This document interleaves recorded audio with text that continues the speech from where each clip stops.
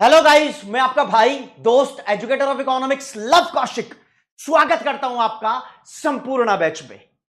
जल्दी से अपनी अटेंडेंस लगा दो। जय हिंद, जय सीए लिखकर लाइव चैट कमेंट सेक्शन में very very good afternoon everyone. उम्मीद करता हूं सारे बच्चे बढ़िया होंगे, जबरदस्त होंगे, झबराट होंगे, एकदम ओके रिपोर्ट होंगे। सारे बच्चे क्लास के अंदर आए हैं तो उसी हिसाब से हम फिर अपनी क्लास को शुरू करेंगे। Milind Sharma, let me check, let me check. चलो जी, आज आपको ऐप दिखाते हैं उस्ताद। आप जब ऐप में देखते हो तो ये आपका संपूर्ण सितंबर वाला बैच है, राइट। तो इधर अपन जाते हैं व्यू ऑल क्लासेस में, और जब तुम ऑल क्लासेस में जाओगे तो बिजनेस इकोनॉमिक्स की क्लासेस में जैसे ही चले जाओगे, यहां पहुंच गए। अपने पास इसकी एक्सेस नहीं है क्या?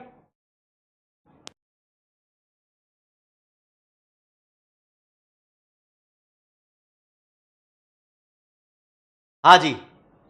तो बिजनेस इकोनॉमिक्स की क्लासेस में जाने के बाद आपके पास कुछ ऐसा खुलेगा। ये रहे शॉर्ट नोट्स। दोस्तों इधर नोट्स में जाओगे, आपके पास नोट्स अवेलेबल होंगे, ठीक है। ये नोट्स अवेलेबल है चैप्टर नंबर 2 तक के। चैप्टर 3 यूनिट 1 के नोट्स जो हैं वो आज शाम तक अपलोड हो जाएंगे। टेंशन लेने की जरूरत नहीं है आपको, ठीक है। मतलब उम्मीद करता हूं कि इस क्लास के बाद ही अपलोड हो जाएंगे। ओके रिपोर्ट है। तो कुछ बच्चे पूछ भी रहे थे, सर नोट्स कैसे डाउनलोड होते हैं, नोट्स कहां पर होते हैं? राजे, तो नोट्स यहां पर होते हैं। देखो सुंदर सुंदर से तुम्हारे लिए नोट्स बनाए जाते हैं, आपको दिख भी गया होगा, है ना। ये अच्छे तरीके से, बिल्कुल आप भी इस तरीके से अपने नोट्स बना सकते हो। ये जो आपको प्रोवाइड किए जाते हैं ना, आप अपनी कॉपी में अपना पेन चलाकर जरूर लिखा करो, जरूर लिखा करो, समझे। चलो जी, वापस क्लास की तरफ दौड़ते हैं और आपको बताना चाहता हूं मैं कि ये चैप्टर नंबर 3 का लेक्चर नंबर 2 है जो आपके सामने पेश किया जा रहा है। फाइन। लास्ट क्लास के अंदर हमने देखा अलग अलग फैक्टर्स ऑफ प्रोडक्शन के बारे में बात की थी। भैया लैंड होता है, लेबर होता है, कैपिटल होता है, इन सबको हमने पढ़ लिया। हमने नहीं पढ़ा था लास्ट क्लास में एंट्रेप्रेन्योर। आज ये चौथे नंबर का फैक्टर हम पढ़ेंगे, एंट्रेप्रेन्योर, ठीक है जी। और एंट्रेप्रेन्योर यहां लिखा भी है। तो मोटी मोटी बात आपसे करूं, एंट्रेप्रेन्योर होता कौन है, यहीं से शुरुआत कर लेते हैं। चलो यहीं से शुरुआत कर लेते हैं, ठीक है। अब आप सुनेंगे जरा ध्यान से। धंधा चलाने के लिए, एक फैक्ट्री या फिर एक बिजनेस चलाने के लिए आपको लैंड, लेबर, कैपिटल तीनों की जरूरत पड़ती है, सबको जरूरत पड़ती है। पेन का कलर थोड़ा और सुंदर सा हो जाए तो मजा आ जाए, राइट। सबको जरूरत पड़ती है, राइट। मान लो आपने लैंड का जुगाड़ कर लिया, लेबर का जुगाड़ कर लिया, माल मशीनरी कैपिटल का जुगाड़ कर लिया। ये जुगाड़ किसने किया? अगर ये जुगाड़ आपने किया है तो जो भी बंदा इन सबका जुगाड़ करता है, जो भी बंदा इन सबको अरेंज करता है, वो बंदा होता है एंट्रेप्रेन्योर। एंट्रेप्रेन्योर राज्य वो इंसान होता है जो बिजनेस को स्टार्ट करता है, ऑपरेट करता है। ऑपरेट करने का मतलब यही धंधा रन कर रहा है, यही चला रहा है। ये अपना पैसा इन्वेस्ट करे या ना करे, ये पैसे का जुगाड़ करेगा, चाहे इन्वेस्टर से मांग के लाए, चाहे कैसे भी करे। मेन बंदा है ये, काम को करने का सारा रिस्क अफोर्ड करता है। भैया धंधा चलेगा नहीं चलेगा, ये रिस्क मैनेज करता है। धंधा कितना इनोवेटिव होगा, धंधे में क्या क्या इनोवेशंस करनी चाहिए, ये देखता है। धंधे के ऑपरेशंस को ये देखता है। ये देखता है कि मुझे ये तीनों फैक्टर्स किस प्रोपोर्शन में चाहिए, कितनी लैंड चाहिए, कितनी लेबर चाहिए, ये सब देखता है। मतलब इनका क्या कॉम्बिनेशन होना चाहिए, ये सब यही मैनेज करता है। तो एंट्रेप्रेन्योर के बारे में पढ़ रहे हैं भैया, तो आप देख पाओगे एंट्रेप्रेन्योर होता कौन है। एंट्रेप्रेन्योर भी एक फैक्टर ही होता है जो सभी फैक्टर ऑफ प्रोडक्शन को मोबिलाइज करता है। मोबिलाइज करने का मतलब लाता है और ले जाता है, आना जाना, आना जाना, ठीक है ना। लाएगा भी, खरीदेगा भी, बेचेगा भी, कुछ भी करेगा। ओके रिपोर्ट है। फिर ये इन सब फैक्टर ऑफ प्रोडक्शन को कंबाइन करता है एक राइट प्रोपोर्शन में, राइट रेशो में। मतलब एक लैंड के ऊपर 5 लेबर चाहिए या 6 लेबर चाहिए, ये डिसाइड करता है। 5 करोड़ रुपया चाहिए, 10 करोड़ रुपया चाहिए, वो डिसाइड करता है। सिंगल हैंड गेम चलता है ना। ये इनिशिएट करता है प्रोसेस ऑफ प्रोडक्शन को। इनिशिएट का मतलब होता है स्टार्ट करना। ये स्टार्ट करता है प्रोडक्शन प्रोसेस को और बियर करता है सारा रिस्क। अब ये रिस्क वर्ड है, इसको चुनौती देनी है, इसके ऊपर कंटेंट है भैया। रिस्क क्या होता है ना। आपको 2 वर्ड बताता हूं, यहां ध्यान रखेंगे आप लोग। राजे, एक होता है रिस्क, एक होता है अनसर्टेनिटी। दोनों में डिफरेंस है, अनसर्टेनिटी और रिस्क। देखो जी, अनसर्टेनिटी का मतलब होता है होगा या नहीं होगा, होगा या नहीं होगा।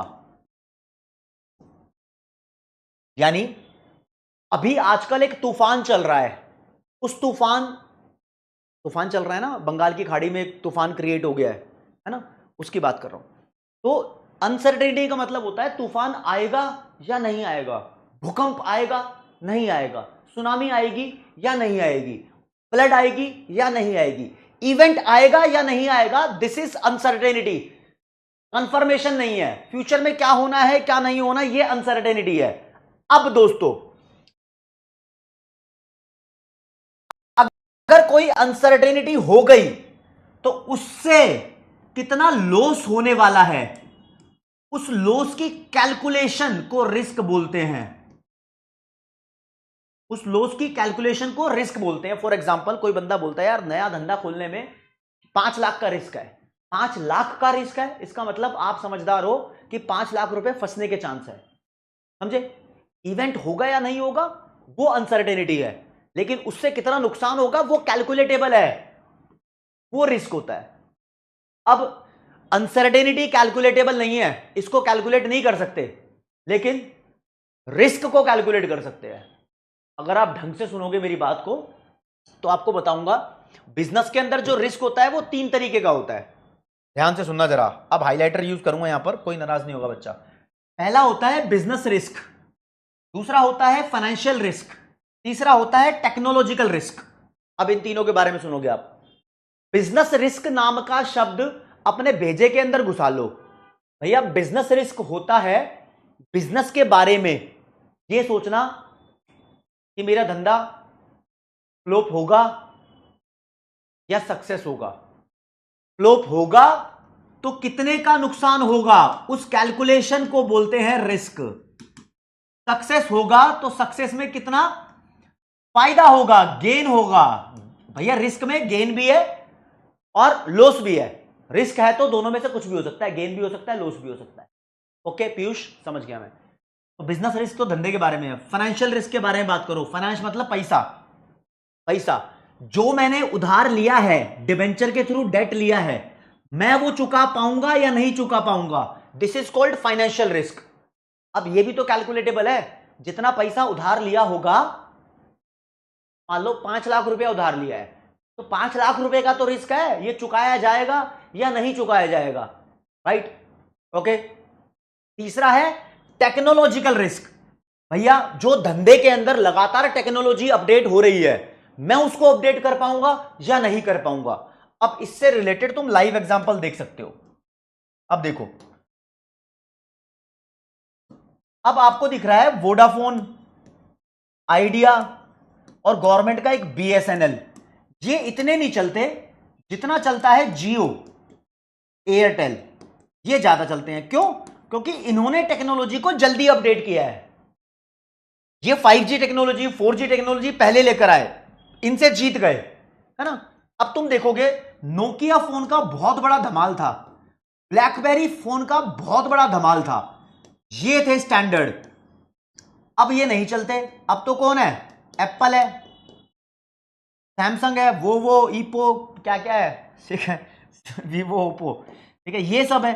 तो ये लोग रह गए अपनी टेक्नोलॉजी पे, सिम्बियन पे, विंडो पे, एंड्रॉइड पे, अपने स्पेशल सिस्टम पे एप्पल आया है, एंड्रॉइड पे सैमसंग आया है, तो ये अपडेट हो गए। तो एक टेक्नोलॉजिकल रिस्क होता है। धंधा चलता रहेगा, कब तक चलेगा?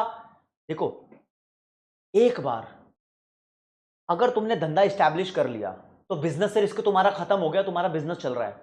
जो तुम उधार ले रहे हो वो सही से चुका पा रहे हो तो तुम्हारा फाइनेंशियल रिस्क भी खत्म हो गया।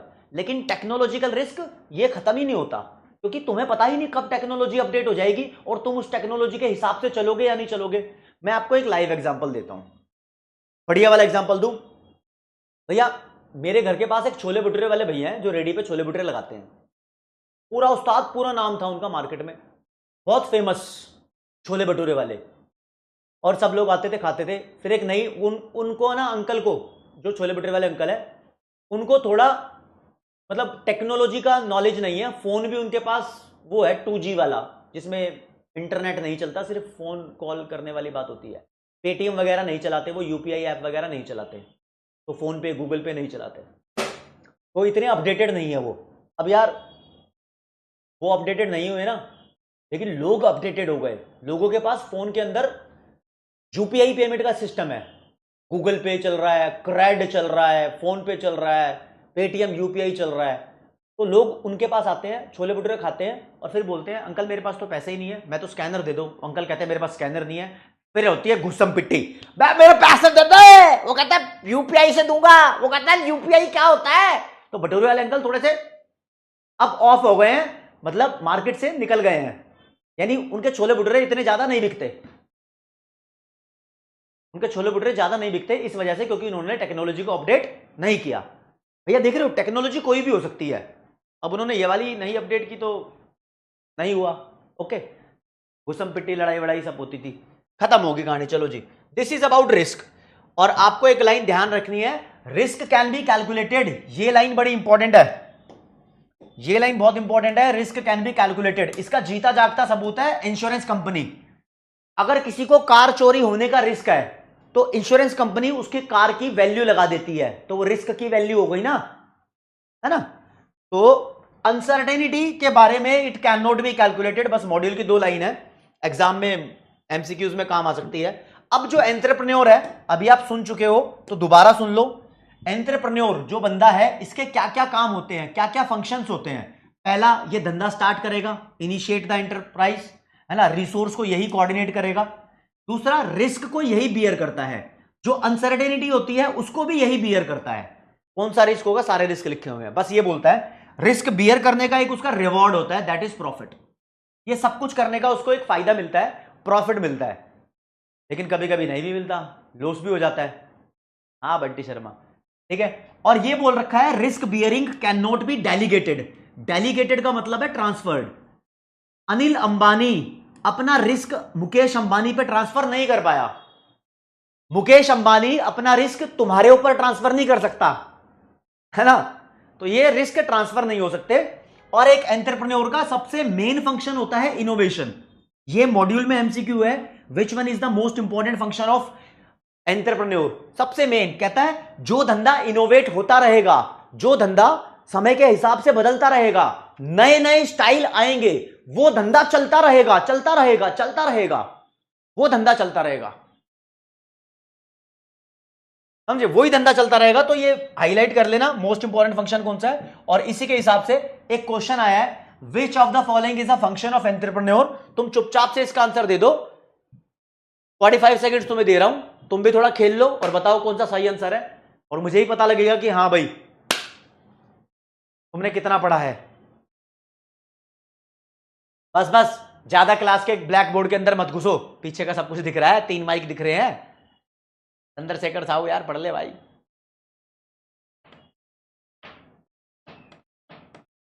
गजला खान गुड आफ्टरनून, लेट हो।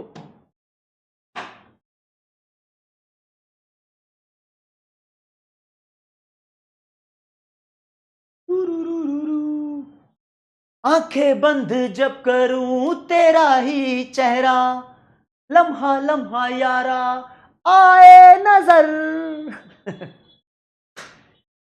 तेरी कशिश तड़पाती है, पागल मुझे कर जाती है, क्या ये जमीन क्या ये आसमां। आवाज जारी थी क्या तुम्हारे पास, अनम्यूट था। तूने मेरे है दोनों जहां, इनिशिएटिंग भी है, रिस्क बियरिंग भी है, इनोवेटिव भी है, मतलब इनोवेटिंग भी है, तीनों कराए थे और all of the above is the main answer. Raje एक बात बताऊं, जो ये इनोवेशन के बारे में जिस बंदे ने बोली है ना बात, ये पूरे बुक के अंदर हर बार ये बंदा बोलता है प्रोफेसर जोसेफ शुम्पीटर। शूम, स्कम मत पढ़ना इसको, शूम है शूम, शुम्पीटर।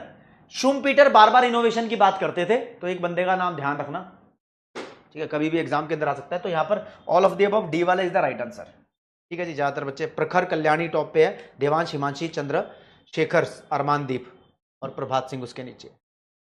चलो जी, अब आपको बताना चाहूंगा दोस्तों, दो टॉपिक है आपके, एंटरप्राइज के क्या क्या ऑब्जेक्टिव होते हैं और इसके पास क्या क्या कॉन्स्ट्रेंट होते हैं। पहले ऑब्जेक्टिव के ऊपर बात करेंगे। 5 तरीके के ऑब्जेक्टिव दिए हुए हैं, ऑर्गेनिक, इकोनॉमिक, सोशल, ह्यूमन और नेशनल। एग्जाम के लिए इंपॉर्टेंट कौन से है पहले बता देता हूं भैया। इकोनॉमिक से क्वेश्चन आ जाता है और नेशनल से क्वेश्चन आ जाता है, ये दो ज्यादा इंपॉर्टेंट है, और लेकिन देखने तो आपको ही सारे हैं। चलो जी, क्या क्या ऑब्जेक्टिव्स हैं। हाँ, ऑब्जेक्ट जैसे तुम सोचते हो कि एक धंधे का सबसे मेन ऑब्जेक्टिव प्रॉफिट मैक्सिमाइजेशन होता है, तो सिर्फ ये मत सोचना कि प्रॉफिट कमाना ही सबसे मेन ऑब्जेक्टिव है, और भी बहुत सारे ऑब्जेक्टिव्स हैं। वो सारे ऑब्जेक्टिव्स इन सभी कैटेगरीज में डिवाइडेड है, ठीक है। तो वो कैटेगरीज में एक एक करके पढ़ते हैं। सबसे पहले आते हैं ऑर्गेनिक वाले पे राज्य। तो सबसे पहले ऑर्गेनिक ऑब्जेक्टिव्स। ऑर्गेनिक का मतलब होता है basic objective, basic basic basic objective. Basic objective होता है धंधे का सरवाइव कर जाए, बस वो छोले भटूरे की रेडी किसी भी तरीके से बंद ना हो, और फिर ग्रोथ करे, पहले से ज्यादा धंधा करे। इसके अंदर फिटनेस ऑफ एम्प्लॉइज भी आ जाता है। भाई साहब, जब तक तुम्हारे एम्प्लॉइज फिट नहीं रहेंगे तो धंधा सरवाइव नहीं करेगा। धंधा सरवाइव करने का मतलब सब सरवाइव करे, मालिक भी सरवाइव करे, लेबर भी सरवाइव करे, और अपनी कॉस्ट भी कवर कर ले, राइट। चलो जी, दूसरा है इकोनॉमिक ऑब्जेक्टिव। इकोनॉमिक ऑब्जेक्टिव मतलब प्रॉफिट। इकोनॉमिक का मतलब होता है पैसा, दैट्स इट। एग्जाम में क्वेश्चन आ जाएगा प्रॉफिट कौन सा ऑब्जेक्टिव है, तुम बोलोगे इकोनॉमिक ऑब्जेक्टिव है, ये दूसरा है। अब यहां पर कुछ इकोनॉमिस्टों ने तुम्हारे लिए प्रॉब्लम क्रिएट कर दी है। कुछ ने बोला कि हमने कुछ थ्योरियां दी हैं, उन थ्योरी को एक्सप्लेन भी नहीं किया, उनके नाम यहां पर गिवन है बस। अब देखो जी, एक बंदे का नाम है H.A. सिमोन, एक बॉमेल, इसने अपनी थ्योरी दे दी, और फिर आओगे तो A.A. बर्ले और G.C. मीन्स, और फिर विलियमसन, इन्होंने कुछ ना कुछ दिया है। और एक बंदा और है साइरेट एंड मार्च, वो मॉड्यूल से दिखाऊंगा आपको, ठीक है। तो अब देखेंगे ये बंदे क्या क्या बोलते हैं, आपको सिर्फ एक नोटिंग करनी है। H.A. सिमोन बोलता है कि एक फर्म का सेटिस्फाइंग बिहेवियर होना चाहिए। अगर वो सबको सेटिस्फाई करेगी, अगर वो अपने कस्टमर को सेटिस्फाई करेगी, तो वो प्रॉफिट कमा पाएगी। बहुत अच्छी बात है, इसने कह दी क्या, तुम्हें नहीं पता थी क्या पहले से? सबको पता थी, फालतू के अंदर ये नाम याद रखना पड़ेगा है। चलो जी, बॉमल्स ने सेल्स मैक्सिमाइजेशन थ्योरी बनाई है कि सेल्स का जो रेवेन्यू है वो मैक्सिमाइज होना चाहिए रादर देन प्रॉफिट मैक्सिमाइजेशन। बोमल बोलता है भाई, एक धंधे का गोल प्रॉफिट प्रॉफिट प्रॉफिट प्रॉफिट के पीछे मत पड़ो, तुम मत बनो शाणे, तुम मत बनो ऐसे, तुम बनो टाटा। टाटा, टाटा सेल के पीछे पड़ा है। देखो मेरे को पता है, टाटा का एक सब्सिडियरी है जिसका नाम है ट्रेंट। ट्रेंट के अंडर में एक शोरूम है जूडियो। जूडियो में बहुत भीड़ लगी रहती है, बहुत भीड़ लगी रहती है। अरे वो सस्ते रेट में दे दनादन सेल पे लगा हुआ है। तो ये कहता है तुम सेल मैक्सिमाइजेशन पे ध्यान दो, प्रॉफिट पे कम दो, अपने आप ही तुम्हारा धंधा ग्रो करेगा। तो बॉमेल ने बोला उस बात को ध्यान रखना, sales maximisation is more important than profit maximisation. अब इसका कहना है, और सारी बातें ठीक नहीं है, वो तुम्हारे धंधे के ऊपर डिपेंड करता है भाई, तुम्हारा धंधा किस लेवल का है। अब ये लुई विटोन वगैरह सेल्स मैक्सिमाइजेशन पे ध्यान थोड़ी देते हैं, नहीं देते ना।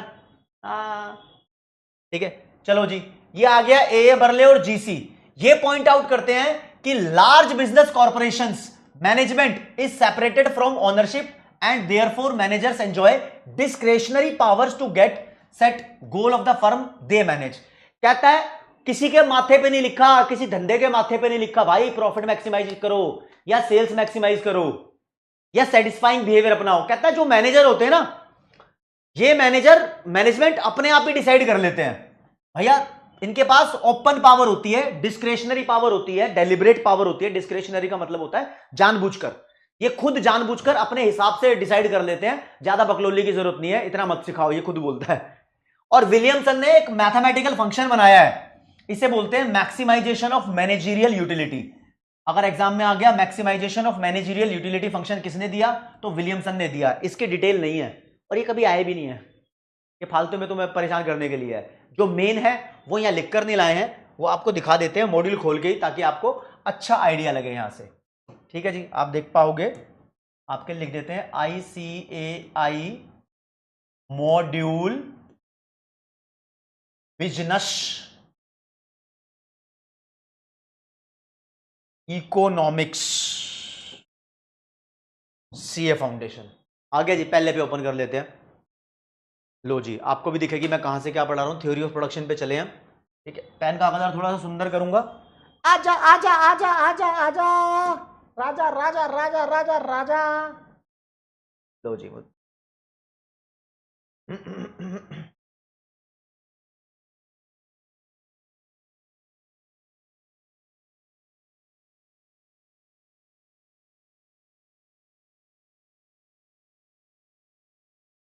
देखो जी, पेज नंबर 3.14 है, उससे ऊपर दिया हुआ है इकोनॉमिक ऑब्जेक्टिव।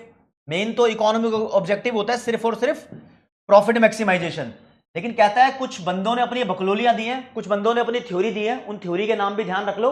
तो उनके नाम भी ध्यान रख लेते हैं भैया। ठीक है, जितने नाम थे मैंने आपको बता दिया, बस एक लास्ट नाम तुम्हें दिखाना ही चाहता था, साइरेट एंड मार्च का। ये बड़ा इंपॉर्टेंट है और इसमें तुम्हारी मेहनत का पता लगेगा, तुम इसको नोट करोगे अपनी कॉपी में। ये दो बंदे थे, साइरेट एंड मार्च। ये कहते हैं किसी भी धंधे के मेन 4 गोल होते हैं। कितने गोल? 4 गोल। पहला बोलता है प्रोडक्शन का गोल, दूसरा बोलता है इन्वेंट्री का गोल, तीसरा सेल्स का गोल, चौथा मार्केट शेयर गोल, मार्केट में कितना शेयर रखना है। कहता है 4 चीजें अलग अलग है। प्रोडक्शन कितना करना है, ये अलग टारगेट है।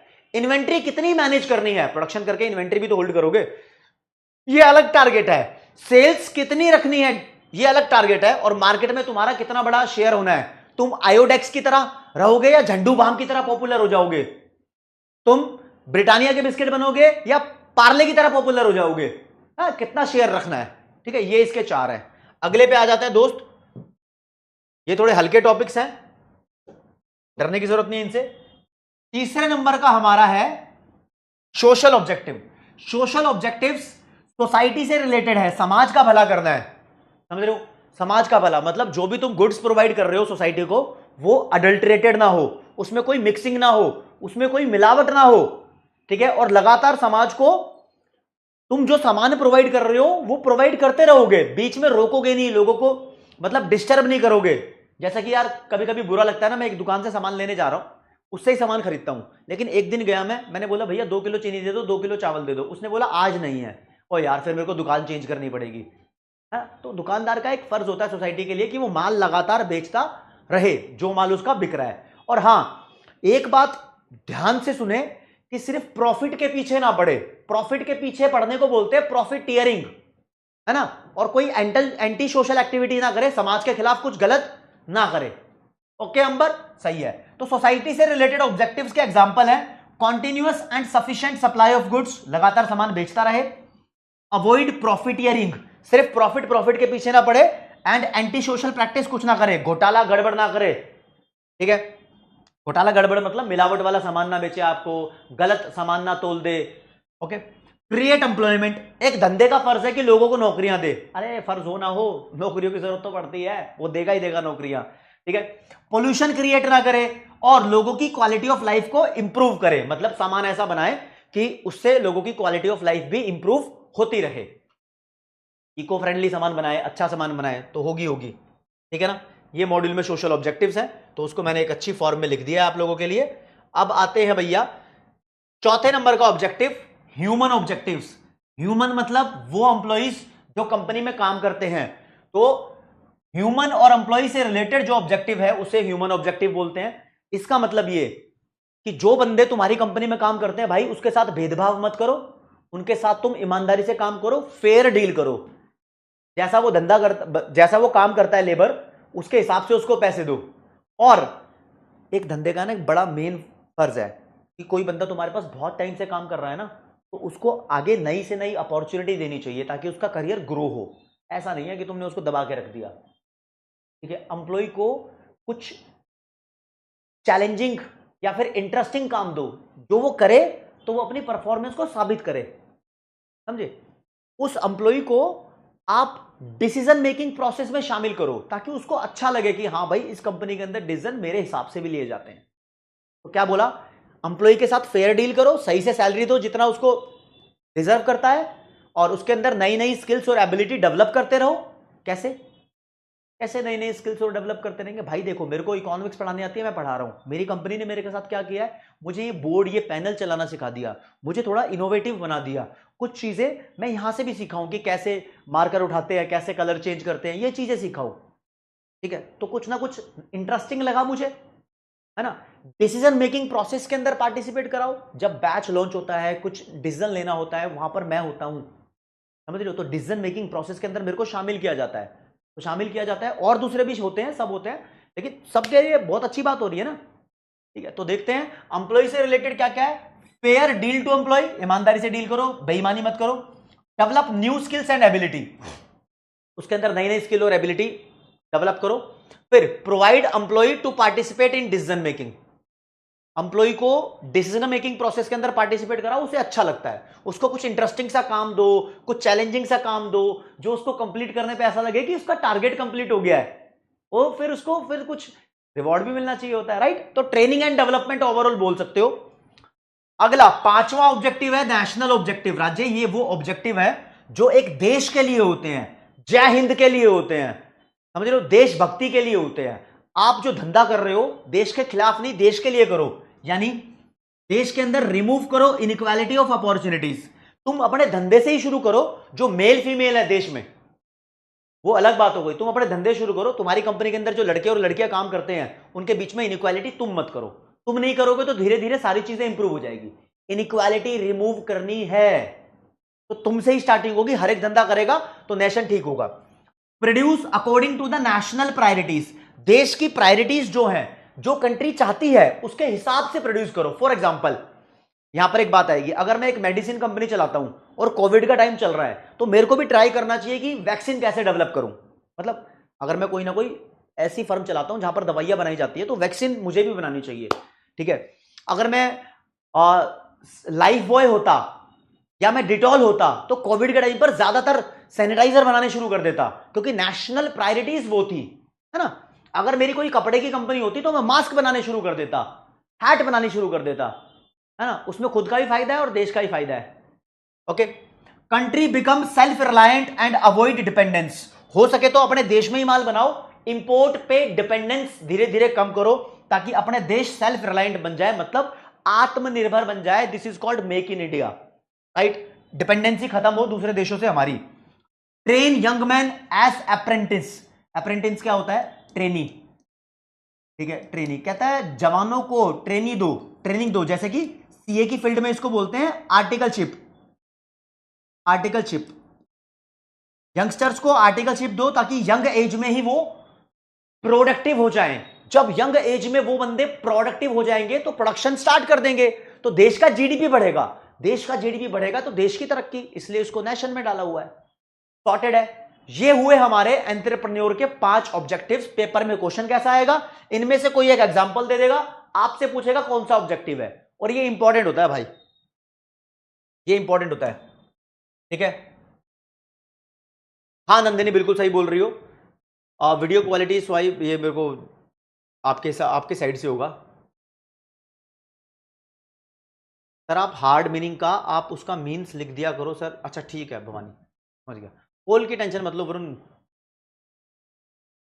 हाँ गुलशन बोल रहा है सर आपने तो fitness of employees organic objective बताया था। अरे हाँ भाई, एम्प्लॉय की फिटनेस, एम्प्लॉय फिट तो कंपनी सर्वाइव करेगी, वो ऑर्गेनिक है। नौकरियां देना सोशल ऑब्जेक्टिव है, लेकिन एम्प्लॉय के साथ ढंग से पेश आना ह्यूमन ऑब्जेक्टिव है। कोई बात नहीं अरजीत, मैंने देख लिया, ठीक है। हाँ खुशी अग्रवाल, ये याद रखने पड़ेंगे। अरे स्नेहा मैंने थ्योरी बताई ही नहीं है, बस उसका नाम बताया कि इन्होंने फोकस किस चीज पे किया हुआ है, ठीक है। Mishwa, organic is basic objective, right.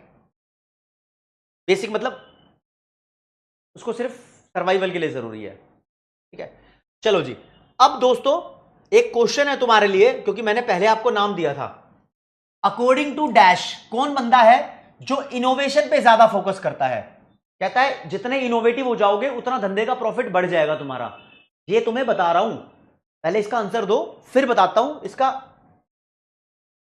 45 second है तुम्हारे पास, चलो जी आंसर दो। मैंने बीच में बताया था।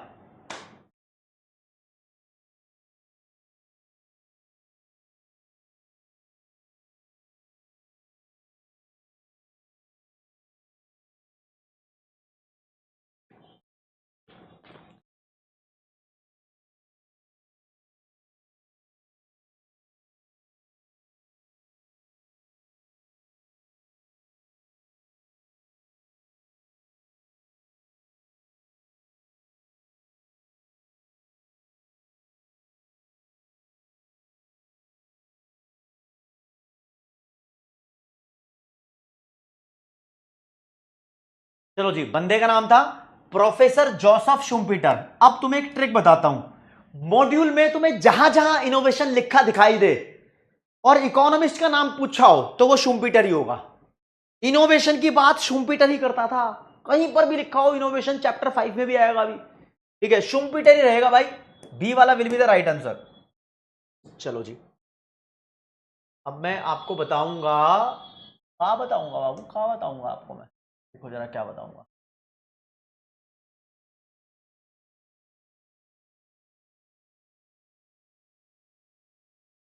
होश वालों को खबर क्या, जिंदगी क्या चीज है, इश्क कीजिए फिर समझिए।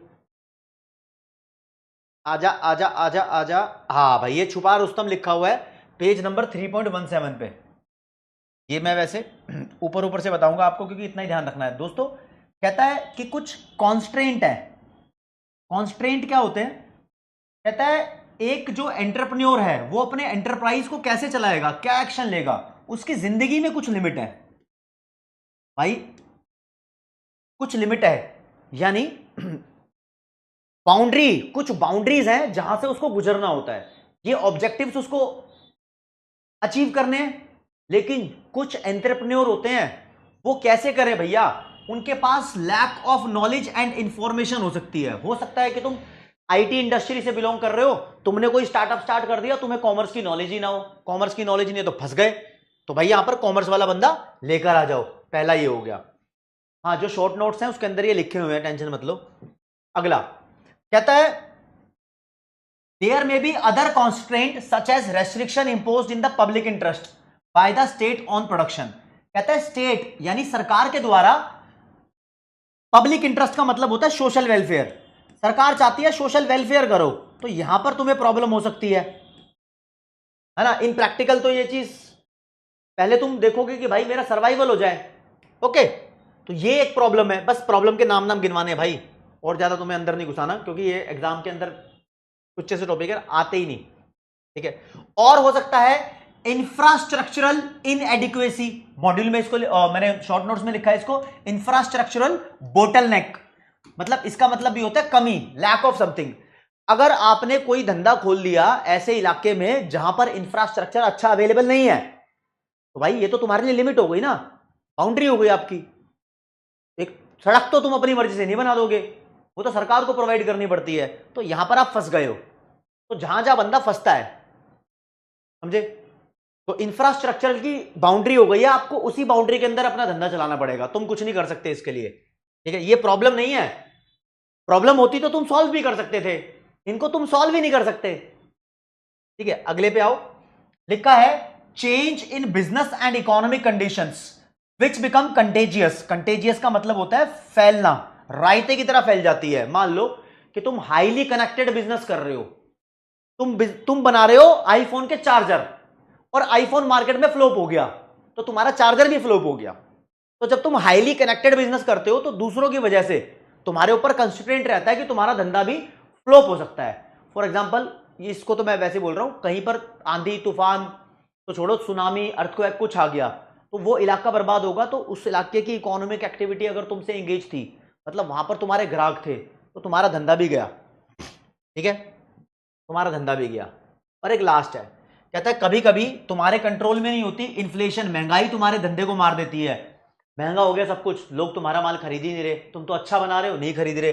इंटरेस्ट रेट बढ़ गई है मार्केट में, मतलब तुम लोन लेना चाहते हो धंधे के लिए लेकिन इंटरेस्ट रेट बहुत ज्यादा है तो तुम लोन ही नहीं ले पा रहे, समझे। कुछ ऐसे रॉ मटेरियल महंगा हो गया, वेजेस महंगी हो गई, एम्प्लॉइज महंगे महंगे आ रहे हैं, तो ये सब तुम्हारे फाइनेंशियल प्लान को अफेक्ट करते हैं, राइट। बस ये छोटा सा टॉपिक था, इसको तुम हल्का लो, हल्का, बिल्कुल हल्का लो।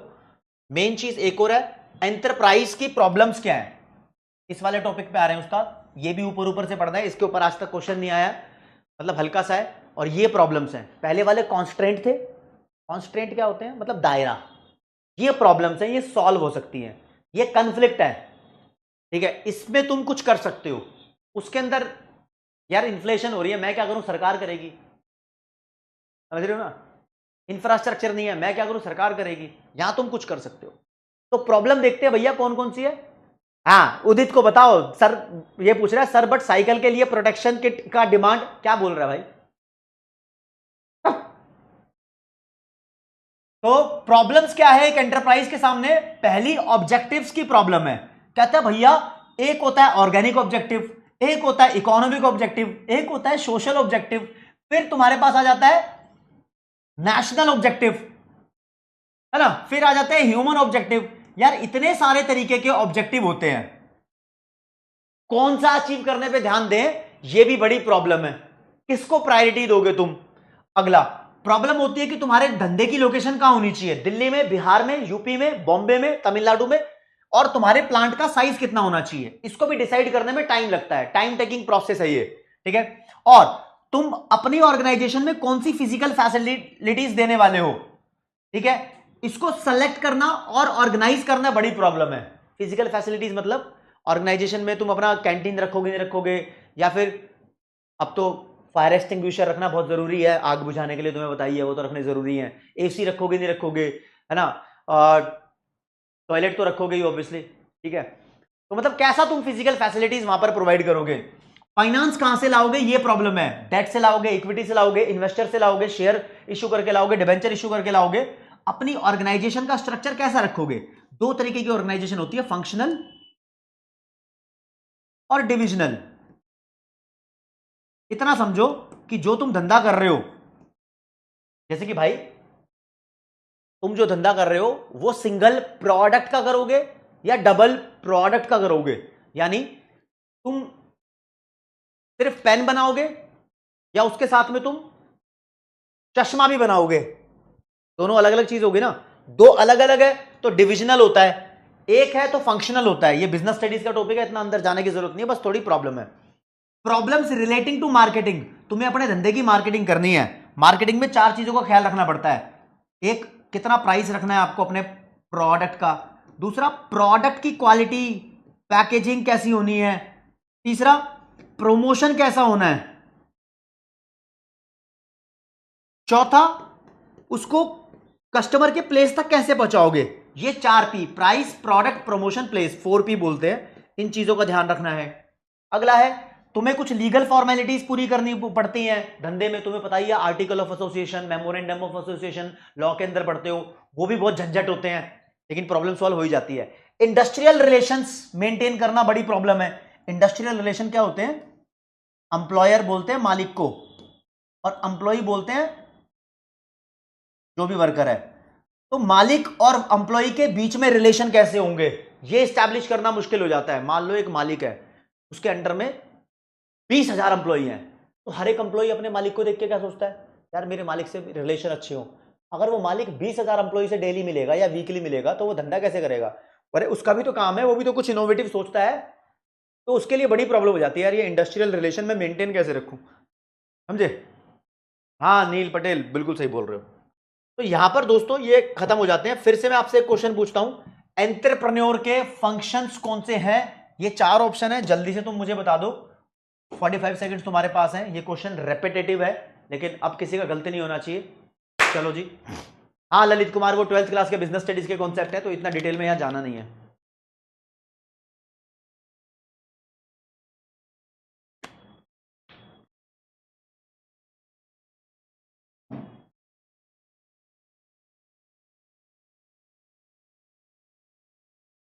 दिव्या माथुर कह रही है सर थर्ड वाला। अरे भाई फंक्शन देखो जरा कौन कौन से हैं, मेरे हिसाब से तो तीनों ही फंक्शन है।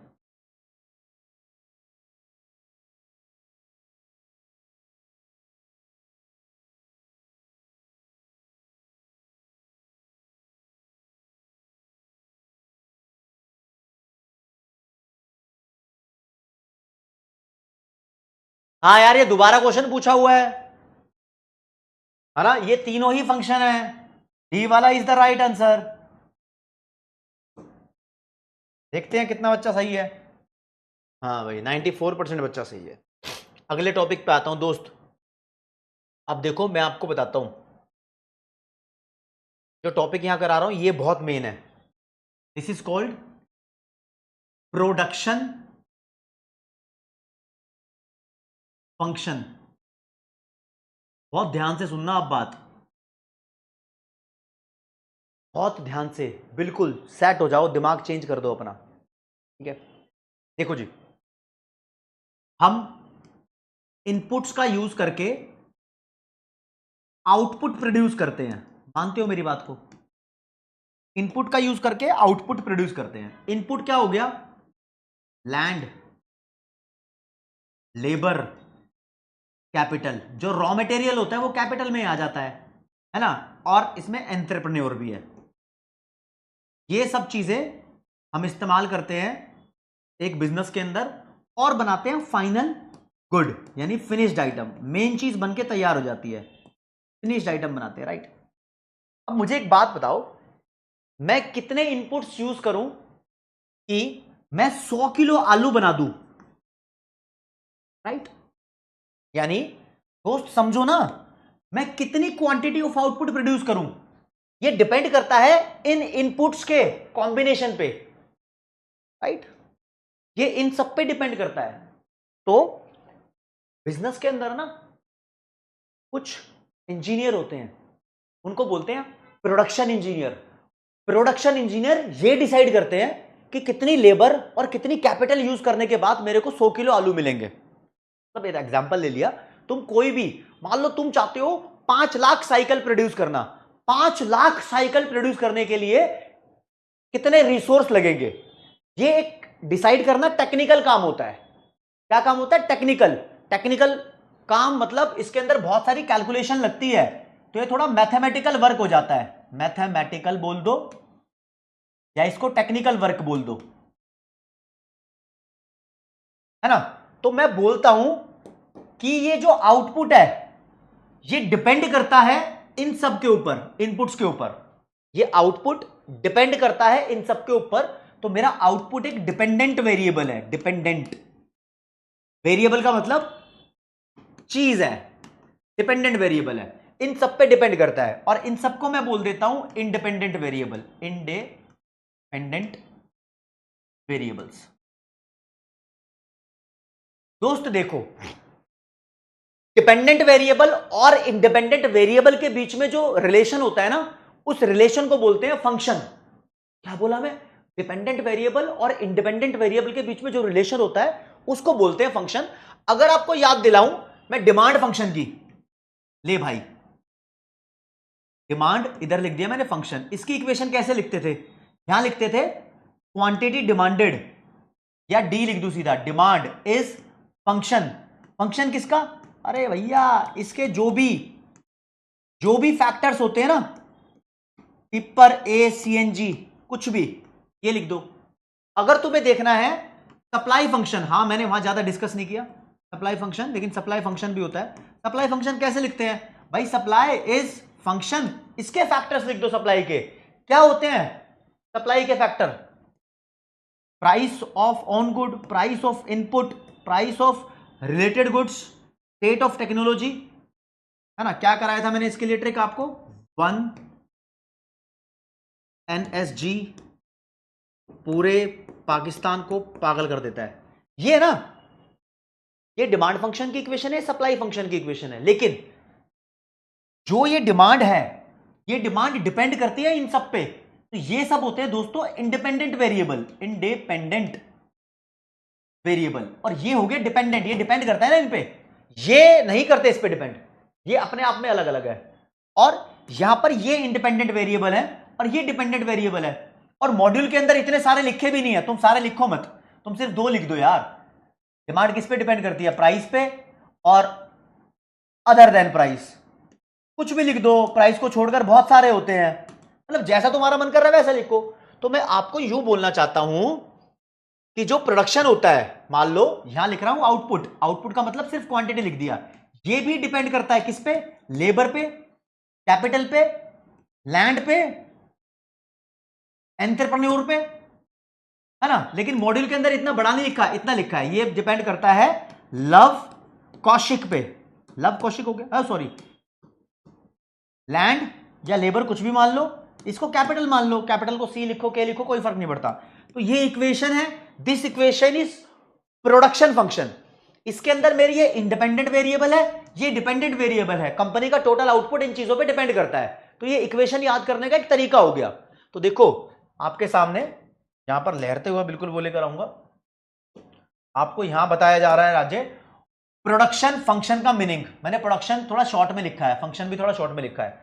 दोस्तों एक ये मैथमेटिकल और टेक्निकल रिलेशनशिप होता है किसके बीच में? Between dependent variable and independent variable, जिसमें डिपेंडेंट वेरिएबल आउटपुट होता है, इंडिपेंडेंट वेरिएबल इनपुट्स होते हैं। तो इसकी इक्वेशन भी बन गई, क्वांटिटी ऑफ गुड एक्स यानी output, function, labour, capital, that's it.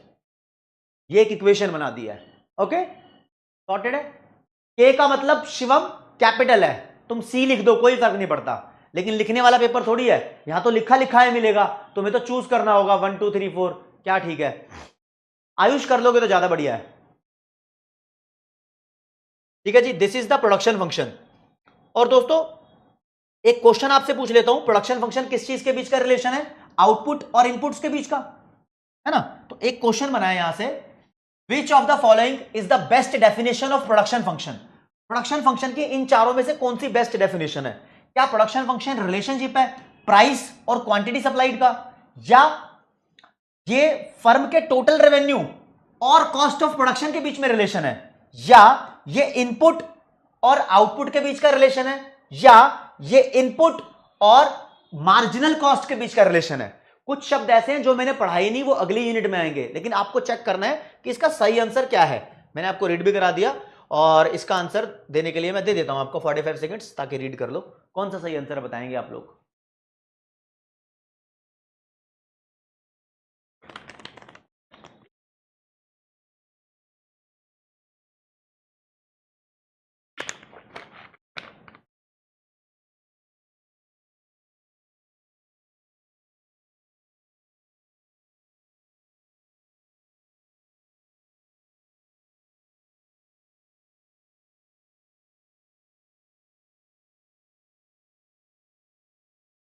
हाँ, आकाश, जोयल, रेनी, माही, अक्षत, रितिका, अश्री, देवांश, अलपोन, रोनिता, विक्रम, सोलोनी, रचित, सैफ, अंसारी, इरम।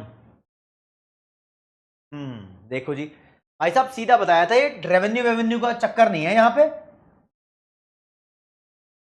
देखोगे आप तो ये फर्म का क्वांटिटी ऑफ इनपुट और लेवल ऑफ आउटपुट, यानी कितना इनपुट मैं लगाऊं एक लेवल ऑफ आउटपुट प्रोड्यूस करने के लिए, इसकी इक्वेशन को बोलते हैं प्रोडक्शन फंक्शन।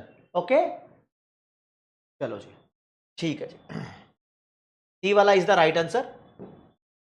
ज्यादातर बच्चे यहां पर बिल्कुल ठीक हैं, आगे आ जाओ। एक लाइव एग्जांपल पूछा है दोस्त, लाइव एग्जांपल कहता है वीट का प्रोडक्शन करते समय, वीट यानी गेहूं का प्रोडक्शन करते समय, यानी फार्मर की बात हो रही है, वीट का प्रोडक्शन कर रहा है, तो वो बोलता है कि all of the following are variable factors. कहता है 4 आइटम्स दिए हुए हैं, 4 में सारे वेरिएबल्स हैं एक को छोड़कर, तो बताओ वो कौन सा है।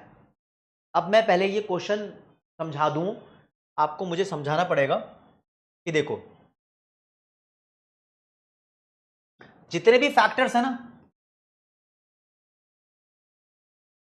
फैक्टर्स ऑफ प्रोडक्शन, इसके बारे में बात कर रहा हूं राजे। कुछ ऐसे फैक्टर्स हैं जिसको आप चेंज नहीं करते, जिसको आप चेंज नहीं करते उसे बोलते हैं फिक्स्ड फैक्टर्स, और जिनको तुम चेंज करते हो उसे बोलते हैं वेरिएबल फैक्टर। जैसे कि इसका कोई एग्जांपल नहीं है, ये सब पे डिपेंड करता है। जैसे कि मैं आपको बताऊं, मेरे यहां जो छोले भटूरे वाला है उसकी बात बता रहा हूं, एक और छोले भटूरे वाला है पुराने वाला, अलग छोले भटूरे वाले की बात कर रहा हूं, जिसकी पहले कर रहा था उसकी नहीं कर रहा, किसी और की बात कर रहा हूं। आजादी से, जब देश आजाद हुआ था तब से उसकी छोले भटूरे की दुकान है। दुकान है मतलब दुकान ही है, प्रॉपर रेडी नहीं है उसकी, मैं जानता हूं उसको। आजादी से आज तक उसने अपनी लैंड चेंज नहीं की, जितनी लैंड थी उसकी उतनी ही लैंड है, तो लैंड उसके लिए फिक्स्ड फैक्टर हो गया। अंबानी को देखो, अंबानी, टाटा, अडानी, ये अपनी लैंड इंक्रीज कर रहे हैं, तो अंबानियों के लिए लैंड एक वेरिएबल फैक्टर हो गया। वेरिएबल का मतलब यहां पर है चेंजेबल। क्या है? चेंजेबल। वैसे हर उस आइटम को वेरिएबल बोलते हैं जो बदल सकता है। तो फैक्टर ऑफ प्रोडक्शन अगर तुम बदल रहे हो तो वो चेंजेबल यानी वेरिएबल है, जिसको नहीं बदल रहे वो फिक्स्ड है। तो तुम पे डिपेंड करता है कि फिक्स्ड फैक्टर कौन सा है और वेरिएबल फैक्टर कौन सा है। तुम पे डिपेंड करता है, तुमने जिसको फिक्स रखा है वो फिक्स्ड फैक्टर है, कांस्टेंट है। जैसे कि कुछ लोगों की दुकान पे 10 साल से सिर्फ 2 ही लेबर काम कर रही है, तो 2 ही लेबर यानी 2 वर्कर काम कर रहे हैं, तो उसके लिए लेबर फिक्स फैक्टर हो गया। कुछ लोगों की दुकान पे लेबर की संख्या बढ़ती जा रही है, तो उसके लिए वो लेबर वेरिएबल फैक्टर हो गया। समझे? तो बात समझना जरा। तो क्वेश्चन ऐसा ही है, कहता है कि सारे वेरिएबल लिखे हैं लेकिन एक नहीं है, यानी एक फिक्स्ड है, वो कौन सा है? तो फार्मर से रिलेटेड बात की है भाई। देखो जी, फार्मर सीड्स और फर्टिलाइजर यूज करता है, बिल्कुल यूज करता है। फार्मर फील्ड, फील्ड का मतलब हो गया लैंड, खेत को यूज करता है। ट्रैक्टर को यूज करता है, ट्रैक्टर तो भाई वो व्हीट के लिए भी यूज कर रहा है, कॉर्न के लिए भी, बार्ले के लिए भी। कॉर्न क्या होता है? वो भुट्टा, स्वीट कॉर्न खाते हो ना। बार्ले का मतलब जो होता है ना। और ये नंबर ऑफ आवर्स यानी वर्कर, यानी फार्मर खुद स्पेंड करता है टाइम, जो लेबर, ऑब्वियसली लेबर, लेबर भी यूज कर रहा है, सब कुछ यूज कर रहा है। तो देखो फिक्स्ड कौन सा है यहां पर, आप अपना आइडिया लगाकर बताओ क्या चीज वो नहीं बदल रहा। कहने को तो ट्रैक्टर फिक्स्ड होता, लेकिन यहां ट्रैक्टर फिक्स्ड नहीं है, क्योंकि ट्रैक्टर मल्टीपल यूज में आ रहा है।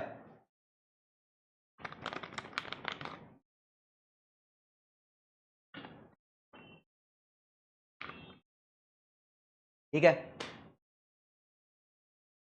और लेबर भी नहीं है भाई, लेबर भी नहीं है, वो नंबर ऑफ आवर्स तो इंक्रीज डिक्रीज कर सकता है कि कितना काम करना है कितना नहीं करना। जो जमीन है जहां पर वो क्रॉप प्लांट कर रखी है उसने, वो फिक्स्ड है, ये फिक्स्ड है, ये नहीं बदलेगी। लैंड तो उतनी रहेगी, ये बाकी सब बदलता रहेगा। सीड की क्वांटिटी बदलती रहेगी, फर्टिलाइजर की क्वांटिटी बदलती रहेगी। कर दूं इसको आगे, प्रोसीड करूं? दे दिया होगा आप बच्चों ने इसका आंसर, सोच गए होंगे। हाँ, थोड़ा डिफरेंट यूनिक टाइप क्वेश्चन था, मुश्किल था इसलिए करा दिया मैंने।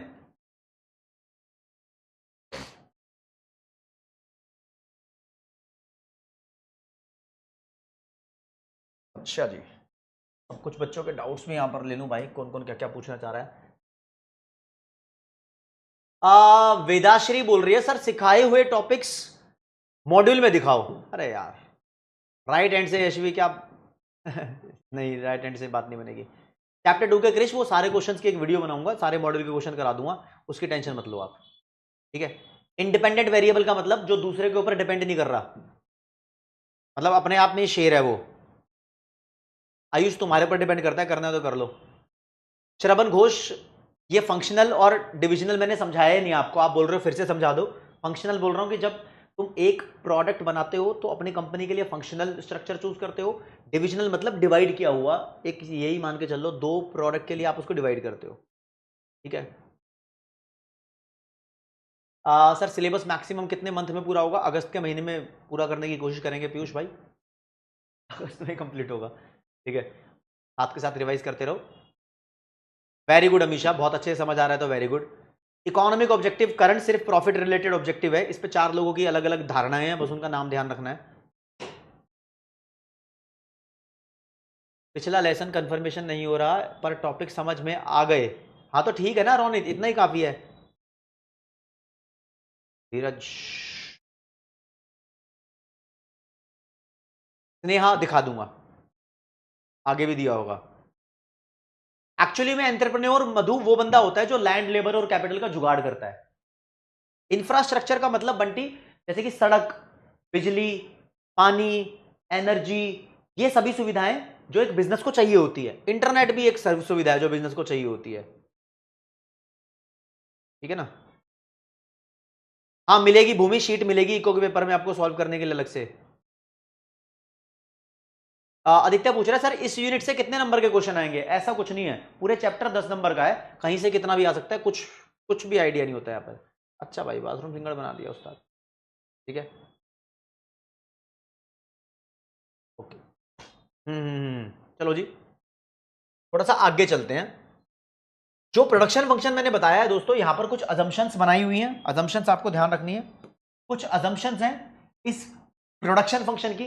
प्रोडक्शन फंक्शन का मतलब है इनपुट और आउटपुट के बीच का टेक्निकल रिलेशन, इंडिपेंडेंट और डिपेंडेंट वेरिएबल के बीच का टेक्निकल रिलेशन, यानी लेबर कैपिटल का आउटपुट से क्या रिश्ता है, इसको बोलते हैं प्रोडक्शन फंक्शन। यहां पर हमने कुछ चीजों को अज्यूम किया हुआ है। क्या अजम्पशन ले रखी है बाबा? देखो अजम्पशन ले लेते हैं, ठीक है। कहते हैं relationship between input and output exist for specific period of time. कहता है इनपुट और आउटपुट के बीच का जो रिलेशन है ये एक लिमिटेड टाइम पीरियड के लिए है, फिर इस रिलेशन को बदल देते हैं। फॉर एग्जांपल 10 लेबर और 20 कैपिटल को इस्तेमाल करके आप 100 किलो आलू बना रहे हो। 10 लेबर और 20 किलो कैपिटल को इस्तेमाल करके आप 100 किलो आलू बना रहे हो। आपने ये इक्वेशन सेट कर दी, तो ये इक्वेशन एक प्रोडक्शन फंक्शन है। कितने दिन में? 10 दिन में, तो यानी 10 दिन का प्रोडक्शन फंक्शन है। फिर तुम बोलोगे अरे 500 लेबर और 500 मशीन का यूज करके मैं 5 करोड़ किलो आलू बना दूंगा। कितने दिन में? 1 साल में। तो ये 1 साल का प्रोडक्शन फंक्शन है। तो ये जो प्रोडक्शन फंक्शन होता है एक लिमिटेड टाइम पीरियड के लिए होता है। ऐसा नहीं होता कि तुमने सेट कर दिया भैया 2 लेबर मिलकर 100 किलो आलू बनाएगी तो जिंदगी भर 2 लेबर मिलकर 100 किलो आलू बनाए, नहीं नहीं, इसके लिए टाइम लिमिट सेट होती है। आदित्य देखता हूं, ठीक है। Production technology remains constant. हम यहां पर प्रोडक्शन की टेक्नोलॉजी के बारे में बात ही नहीं कर रहे हैं, तो टेक्नोलॉजी को हम बीच में लाई नहीं, तो टेक्नोलॉजी यहां पर कांस्टेंट है, मतलब उसकी बात नहीं की है, वो कांस्टेंट है, साइलेंट है यहां पर, ठीक है। Output resulting from use of input is at the maximum level of output, no wastage. कह रहा है कि अगर 2 लेबर का यूज करके तुम 100 किलो आलू बनाते हो, तो हमने ये अज्यूम किया हुआ है कि आप यहां पर लेबर से ये अज्यूम नहीं कर रहे कि लेबर वेस्ट करेगी कुछ, यानी जो भी इनपुट्स का आप यूज करके आउटपुट बनाओगे। एक देखो, एक कंपनी के अंदर प्रोडक्शन इंजीनियर आया, उसने प्रोडक्शन फंक्शन बनाया, उसने बोला कि आप 500 लेबर और 500 मशीन को यूज करके 5 करोड़ किलो आलू बना सकते हो। तो उसने ये अज्यूम किया हुआ है कि 500 लेबर ढंग से काम करेगी, कुछ वेस्ट नहीं करेगी। ये हम सब अज्यूम करते हैं यार। तुम देख लो फॉर एग्जांपल, अगर तुम यूं बोलते हो कि भैया मेरे को एक दीवार, एक वॉल पे पेंट करना है, तो 5 घंटे में मैं एक वॉल पे पेंट कर दूंगा, इसका मतलब ये है कि तुम अज्यूम कर रहे हो कि हाँ तुम फालतू का टाइम वेस्ट नहीं करोगे, है ना। वैसे 5 घंटे ज्यादा ही बोल दिया, ठीक है। तो यहां पर बोल रखा है कि भैया कोई कुछ भी वेस्टेज नहीं करेगा, ठीक है जी, ओके। ये मैंने लिखा है बिटवीन, एफ तो कहीं लिखा ही नहीं यार, तुम पूछ रहे हो।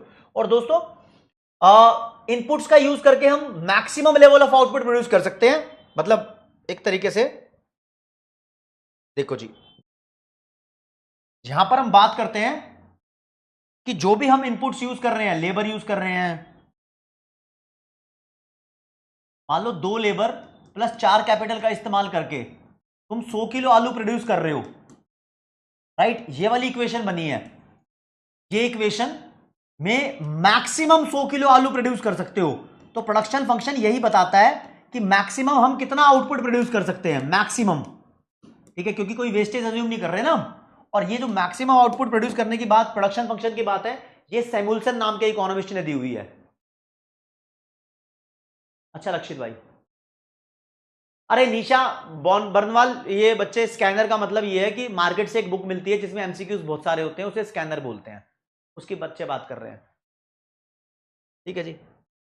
चलो जी दोस्तों, अब आते हैं एक नए टॉपिक पे, नए टॉपिक पे आते हैं। छोटा सा टॉपिक है, अगली क्लास के लिए बड़ा इंपॉर्टेंट है, तो मैं समझाना चाहता हूं आपको दोस्तों। देखो जी, टॉपिक है टाइम पीरियड। टॉपिक क्या है? Time period. इको में स्पेशली माइक्रो इको की बात कर रहा हूं, इसमें टाइम पीरियड को दो पार्ट में डिवाइड किया हुआ है, मेनली दो पार्ट में डिवाइड किया हुआ है। एक होता है शॉर्ट रन, एक होता है लॉन्ग रन। अच्छा जी, शॉर्ट रन का मतलब क्या होता है? एक साल से कम। लॉन्ग रन का मतलब क्या होता है? एक साल से ज्यादा। ऐसा कुछ नहीं है, 6 महीने, एक साल, 5 साल, 10 साल, ऐसा कुछ भी नहीं है। टाइम पीरियड को यहां पर ईयर्स में डिफाइन नहीं किया, मंथ्स में डिफाइन नहीं किया, ये धंधे के ऊपर छोड़ दिया। टाइम पीरियड का असली मतलब समझना। प्लीज प्लीज प्लीज अपना दिमाग थोड़ा शांत करो, और ये नया टॉपिक है, थोड़ा सोचो। इसमें दिक्कत हो सकती है, दिक्कत हो सकती है, दिक्कत होने नहीं दूंगा, लेकिन आप समझो। देखो दोस्त, अगर आप इस पोजीशन में पहुंच गए हो कि आप अपने सारे फैक्टर्स को, इनपुट्स को जब चाहे तब बदल सकते हो, आप बन गए हो अंबानी। आप लैंड चेंज कर सकते हो, लेबर चेंज कर सकते हो, कैपिटल इंक्रीज कर सकते हो, है ना। एंटरप्रेन्योर भी तुम्हारे पास बहुत सारे हैं, तो आप बन गए हो अंबानी, टाटा, अडानी। ये सब जब चाहे ये सारे फैक्टर्स को बदल सकते हैं, ये जब चाहे सारे फैक्टर्स को बदल सकते हैं। तो ये है बहुत अच्छा टाइम। तो ऐसे टाइम को बोलते हैं लॉन्ग रन। लॉन्ग रन क्या होता है? लॉन्ग रन वो टाइम पीरियड होता है, it is that time period, ये वो टाइम पीरियड है वेयर ऑल इनपुट्स यानी all factor of production are changeable. जब तुम सभी फैक्टर्स को चेंज कर सकते हो, मतलब वेरिएबल। चेंजेबल का मतलब वेरिएबल। जब तुम इस सिचुएशन में पहुंच गए कि सभी फैक्टर्स को तुम बदल सकते हो, तो तुम लॉन्ग रन में हो। तो लॉन्ग रन का मतलब ये हो गया।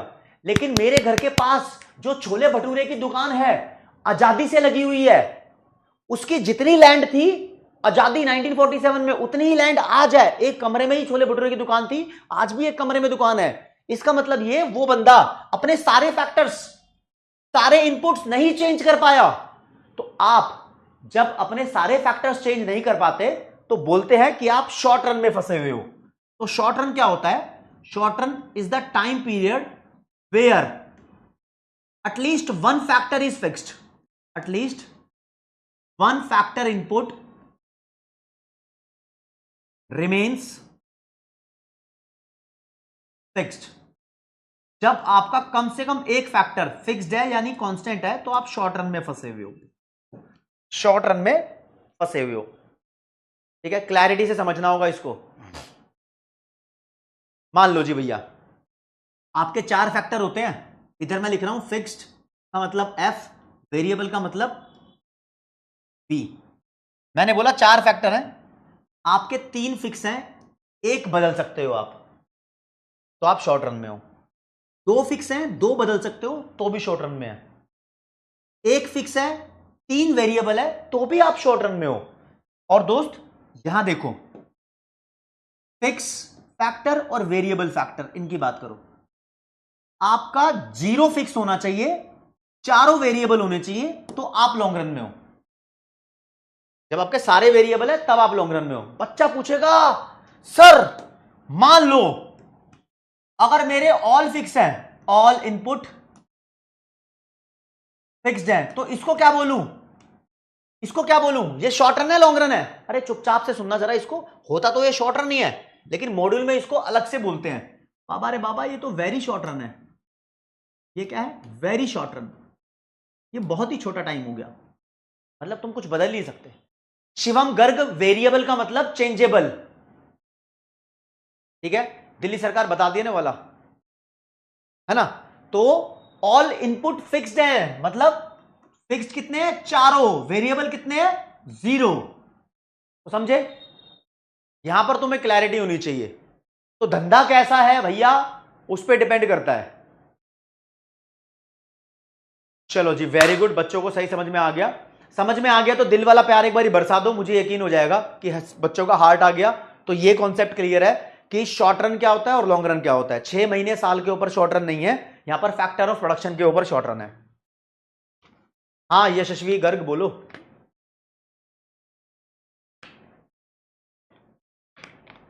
चाह सदफ वो आगे बताऊंगा, वो अलग चीज है। आयुषी बोल सकते हो। चलो भाई बहुत बढ़िया, क्लिक पे क्लिक आ रहे हैं, दिल से स्वागत हो गया, मजा आ गया। ठीक है जी, एक क्वेश्चन फिर इसी चक्कर में कर लेते हैं उस्ताद। ये क्वेश्चन दिए हुए हैं, ये थ्योरी ऑफ कॉस्ट वाली यूनिट है, उसके एंड में दिए हुए हैं क्वेश्चंस। मैं आप लोगों के लिए जरा एक क्वेश्चन ढूंढ लेता हूं।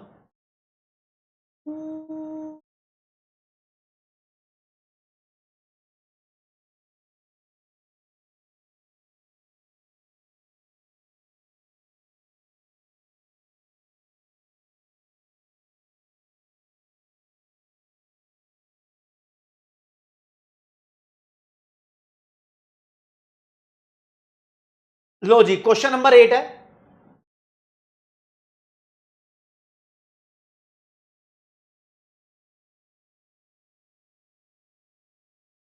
हाँ जी, क्वेश्चन नंबर 8 बोल रहा है कि short run, economist short run जैसे शब्द को यूज करते हैं तो उसका कैरेक्टरिस्टिक्स क्या होती है, उसका मतलब क्या होता है? यानी एटलीस्ट वन फैक्टर फिक्स है, इसको शॉर्ट रन बोलते हैं, या एक साल से कम वाले टाइम को शॉर्ट रन बोलते हैं, या फिर वो टाइम जहां पर सारे फैक्टर फिक्स है, कोई वेरिएबल ही नहीं है, उसको शॉर्ट रन बोलते हैं, या दोस्त जहां पर ऑल फैक्टर वेरिएबल है उसको शॉर्ट रन बोलते हैं। क्या इसका सही आंसर होना चाहिए आपको बताना है। आपके लिए पोल चालू कर देता हूं यहां पर 30 सेकेंड्स। ठीक है, मैं एक एक करके क्लियर भी करता रहूंगा आपको। देखो भैया,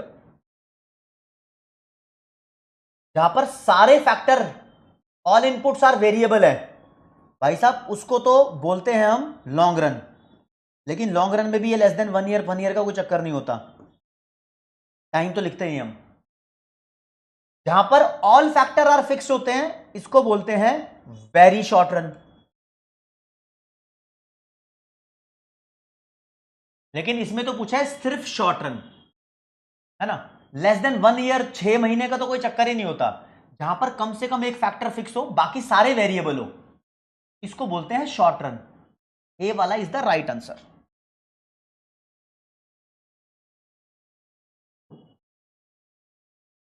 ए वाला is the right answer, right. ज्यादातर बच्चों ने सही दिया, प्रखार कल्याणी ने सबसे जल्दी आंसर दिया इसका। ओके, चलो जी क्वेश्चन नंबर 10 पे आ जाओ।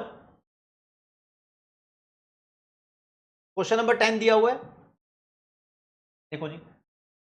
To economist the main difference between the short run and long run is that, short run और लॉन्ग रन में मेन डिफरेंस बताना है आपको। कहता है शॉर्ट रन के अंदर सारे इनपुट फिक्स होते हैं, लॉन्ग रन के अंदर सारे वेरिएबल होते हैं, या शॉर्ट रन के अंदर firm very all it's inputs, short run के अंदर फर्म सारे इनपुट वेरी कर सकती है, बदल सकती है।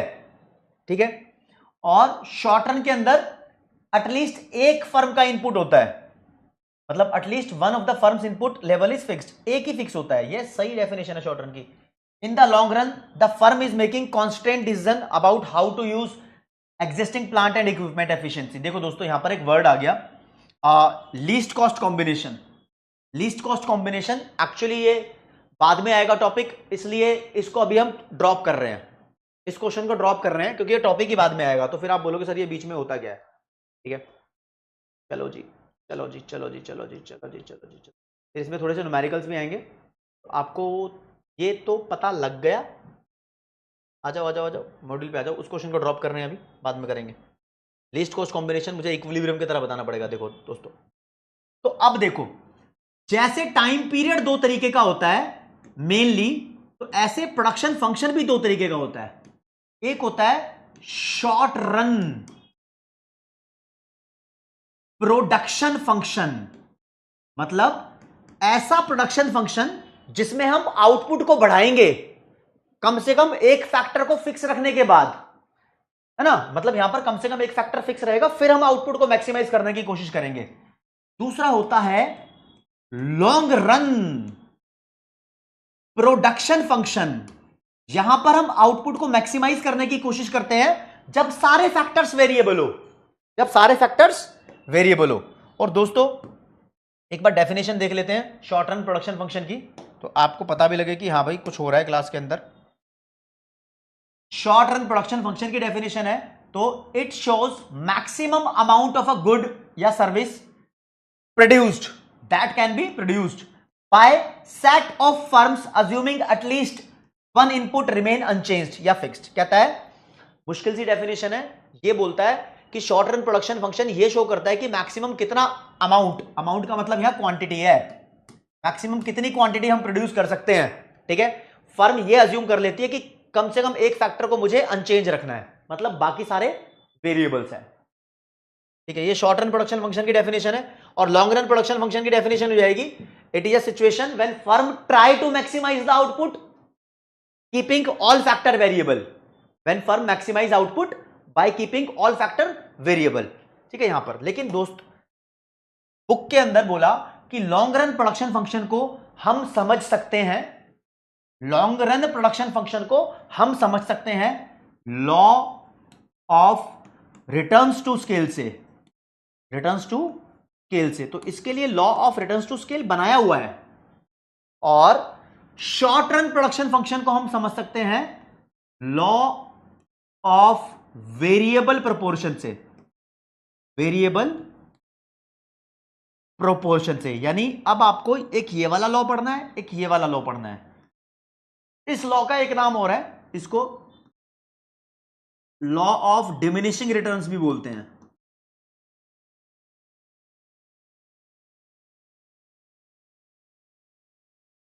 ठीक है जी, तो अब ये दूसरी क्लास थी आपकी इस चैप्टर की। तीसरी क्लास में ये कराऊंगा, चौथी में ये कराऊंगा, पांचवी क्लास में फिर यूनिट 2 स्टार्ट कर देंगे इसकी। सही है, ओके रिपोर्ट है, मामला फैट कह रहा हूं, मामला फिट। ठीक है, कुछ बच्चों को देख लेते हैं यहाँ पर कुछ क्या पूछ रहे थे। सर आपके लेक्चर से नोट्स बनाने के बाद आईसीए मॉड्यूल से पढ़ना है या नहीं? यार नोट्स बनाने के बाद रिया इनफ है, क्वेश्चन लेकिन जरूर सॉल्व करने हैं। Factor of F is equal to output हो सकता है क्या? नहीं नहीं नहीं, ऐसे नहीं हो सकता शिवा, उल्टा नहीं करते। इनपुट्स का एग्जैक्ट मतलब लैंड लेबर है, land labour capital Nirav. Sir एक बार शॉर्ट रन का मतलब वो टाइम जहां पर कम से कम एक फैक्टर को फिक्स रखोगे पार्थ। लॉन्ग रन का मतलब वो टाइम जहां पर सारे फैक्टर वेरिएबल है, मतलब 6 महीने, साल, 2 साल का लेन देन ही नहीं है यहां पर। और ये थोड़ा अनरियलिस्टिक सा टाइम है, नहीं अजीब सा फील होता ही नहीं, क्योंकि हम इस फील्ड में है ही नहीं, क्योंकि तुम ये काम कर ही नहीं रहे। और मनोज भाई प्रोडक्शन फंक्शन का मतलब हुआ इनपुट और आउटपुट में कैसा रिश्ता है। तो इनपुट और आउटपुट के रिश्ते को ही बोल देते हैं, कितने इनपुट से हम कितना आउटपुट प्रोड्यूस कर सकते हैं। जब तुम सोचोगे अपने आउटपुट को मैक्सिमाइज करने के लिए, तो तुम सोचोगे ना कि कितना इनपुट मुझे लगाना है, तो वो रिलेशनशिप। हाँ तनिष्का कह रही है प्रोडक्शन ऑप्टिमाइजेशन भी रह गया, अरे उसी की वजह से तो नहीं कराया वो अभी। ठीक है, वो कराऊंगा भैया। ठीक है, हाँ सुमंत भाई लॉन्ग रन में ऑल वेरिएबल्स है। नहीं जागृति, सर मेरे लाइव चैट में कनेक्शन एरर शो हो रहा है। अच्छा नीरज भाई, हाँ वेरी गुड प्राची, पोल सेमुल संधा। अरे वो जिग्नेश, वो एक फीचर है उसको ब्लिंकिंग स्टार्ट कर देता है वो। हाँ तो मेरे को अंडरलाइन करके छोड़ना होता है उस वाले पेन को। अजम्पशंस का मतलब ये सुधांशु की भाई कुछ बातें हमने अज्यूम की हुई है जब कॉन्सेप्ट पढ़ते हैं, मतलब हम उनको साइड रखते हैं, उनको कंसीडर नहीं करते, वो अजम्पशन है। डिपेंडेंसी का मतलब कौशल पांडे किसी के ऊपर निर्भर होना। अगर मैं तुम पे डिपेंड करता हूं तो मैं तुम्हारी वजह से बदल सकता हूं, तो मैं डिपेंडेंट हूं तुम्हारे ऊपर। अगर मैं तुम पे डिपेंड नहीं करता तो मैं इंडिपेंडेंट हूं। ठीक है, हाँ गोपाल वो मैं करूंगा। नहीं चलेगा शिवम भाई, करना पड़ेगा। ठीक है, हाँ लोकेश भाई वो चलती रहेंगी, क्लास के साथ साथ बताते रहेंगे उसको।